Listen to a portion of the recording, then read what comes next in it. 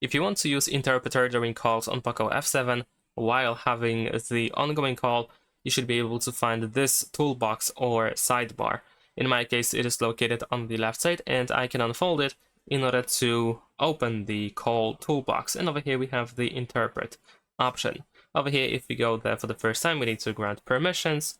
So let's allow to use them. And there we go. Now we have the translator. We are also informing the other person that the call is being translated. You can tap on this setting icon in order to choose languages. Here you can find your language, the other person's language, and you can also mute yourself and the other person if you decide to use the interpreter.